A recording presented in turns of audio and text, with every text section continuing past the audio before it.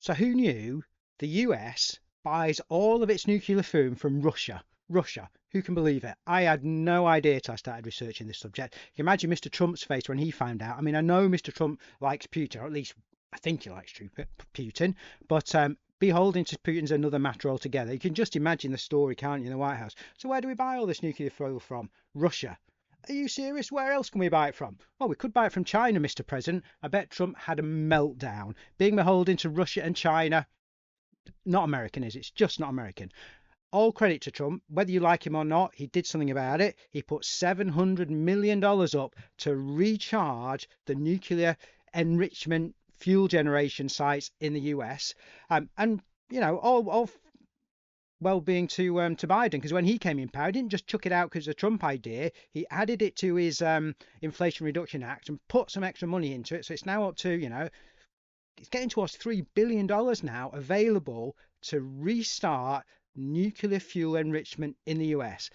That's what I'm investing in today. That's the story I've just bought. And in this video, I'm going to try and explain exactly how I got there. Hi everyone, Steve here. Hope it's all going well. I'm going to start off looking at my nuclear power sector. It's part of my clean energy sector. So let's just get up the spreadsheet that looks at all these companies. So here it is. That's my nuclear sector. You can see Centrus Energy in there, which is the company I'm going to talk about. But there's been a lot of talk recently, hasn't it, about nano nuclear and new scale power, because they're generating these new nuclear reactors that look like they're going to be very impressive and an important part of power going forward. I wrote an article on SMR, so I'm not going to write another one.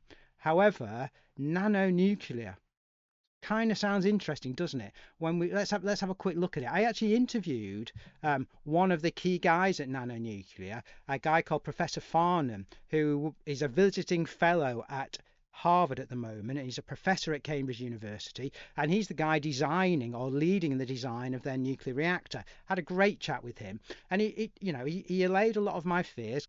You know, it's probably 10 years out, to be honest. It's at least 10 years out before they start to develop these things.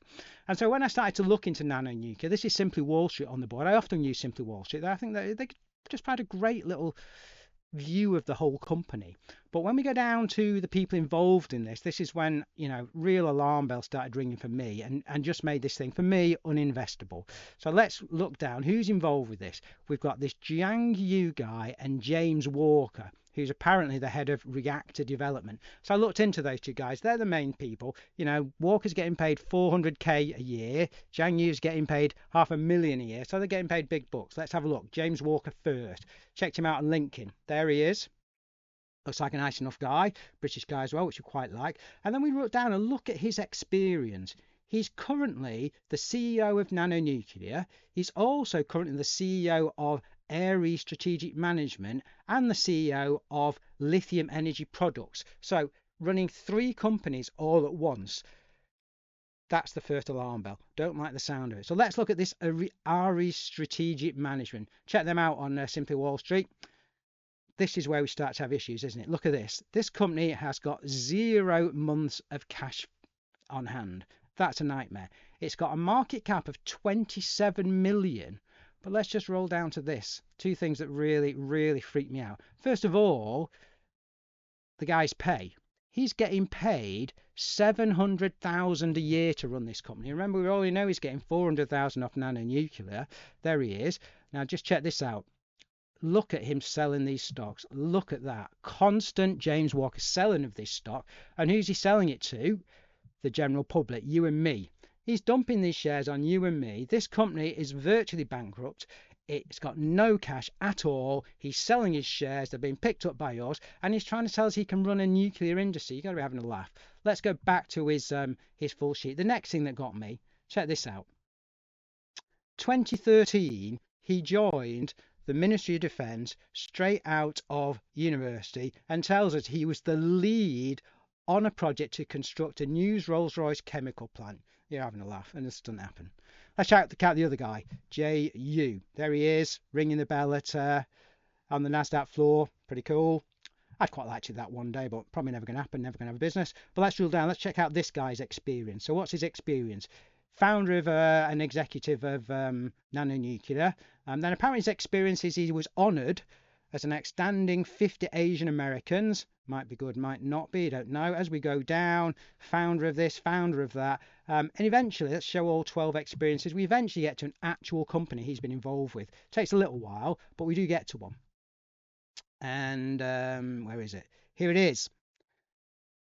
Look, James Gold Corp. He's still chairman and president of this company, even though he's running nano nuclear. So very much like the other guy, several different companies running them all at once. And let's check this company out. There it is. Negative shareholder equity. Another bankrupt Canadian lithium miner. And look at this, destroying shareholder capital. What's he done this year? So he's taken it from up at, 20 odd cents, next to nothing, down as low as, where is it now?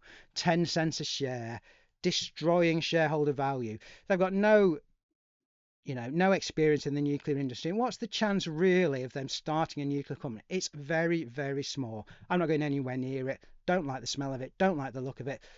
Going to carry on with Centrus. So let's have a look at Centrus. This is the one I really want to talk about. Just bought it. Here's the article discussing Centrus, and it's got some things really, really going well for Centrus. So Centrus Energy, been around for a long time. They used to be the main enrichers in the US, but in 2013 the US closed all of its enrichment sites down, including the ones run by Centrus, pushed Centrus into Chapter 11. They re-emerged from Chapter 11 a year later with a kind of brokering business where they basically buy nuclear fuel from Russia and sell it to the existing power plants in the US. And they've got $1 billion order book to do that between now and 2030. So they've got real solid long-term orders. They signed a long-term supply contract with the Russian 10X company. So it's kind of, the whole thing's fixed. We know what they're going to earn for at least the next 10 years, which I like. They won a contract 2019 to restart enrichment, and they built this new site, this new facility on their existing site in Piketon, and prove that they can enrich uranium to 5%, which supplies current US reactors, but also 20%, which supplies all of these new reactors. I spoke about SMR and Nano, don't like the look of those, but lots of other major companies like Westinghouse and Toshiba are building these small modular nuclear reactors, and they need that 20% fuel. At the moment, Centrus is the only game in town. You can only buy HALEU, that's the 20% enriched fuel, from Centrus in North America. Nowhere else has the capability to do it. Only 2 sites can provide you the 5% stuff, and the other one is owned by the British government and the Dutch government, so foreign owned. In fact, 97% of all enrichment facilities in the world are owned by governments. We've got Russia, China, UK, Dutch, France.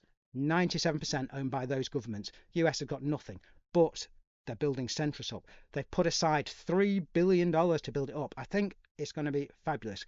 But before you invest, we've just got to remember, one of the things I often talk about is, what would a smart investor do?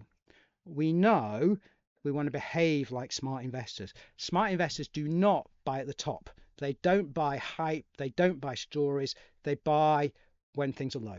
Secondly, we want to make sure this company is going to make us some profit. We want to be almost certain we've got profits coming. So let's check those 2 things out now. First of all, we'll have a look at the charts, the price chart. Well, there we are. That's Centrus. I like using waves. It doesn't really matter, but the point is we're not at this high. We've dropped down quite a lot. So it looks a good price. We're at a low. We're not buying high. We're not buying into a story. If we do buy, we're buying for the right reasons. And let's have a look what that reason is. I'm going to pull up my forecast. This is my projected financials for Centrus Energy. It takes a long time to build this up, these spreadsheets, but we can see, I think, they're going to positive cash flow in 2025. And to get those figures, all I've done is use management's guidance on its existing orders to supply and its existing contracts to receive. So they're not guaranteed, but they're as good as we can get it. We can see the growth growing, so we're pretty sure that's all fair. We know they've got these contracts in place. We know they've got their new enrichment facility in place, and I think they're going to win new money off the government to expand that facility. Currently, they've only got 16 centrifuges. Those are the things apparently you use to develop this this energy. But they say they're going to go to 10,000 with government money. So it'll be a huge facility, big enough really to power the whole of the US. It's going to be fantastic. I think they're bang on to make money. Let's just go back to that spreadsheet. Let's check out where we think that's going. So let's have a look at our discounted cash flow formulation. This is what we think. We think, or I think, this share price is going to be somewhere around, I don't know, $115 is my forecast. Current value about $37. So we really think there's a lot of money to be made here. Feeling really confident about where this is going. I have already invested. I've taken my position. And it's in my strong buy portfolio. Before we close up for the day for a wrap up, let's just check how that's going, because that's the whole point. I only want to buy to make money, not interested in anything else. So let's get across to the strong buy portfolio. Here it is. That's where we are at the moment. So in September, we've got a return of 7.2% as opposed to 1.2 in the S&P. Now remember, this whole portfolio, the point of it is to invest $250 in every one of these companies. I'm hoping that lots of people will join along, because I've tried to pick a relatively small amount that I hope lots of people can afford to grow some wealth. If you're already rich, then you can just multiply the amount invested by whatever you're comfortable with.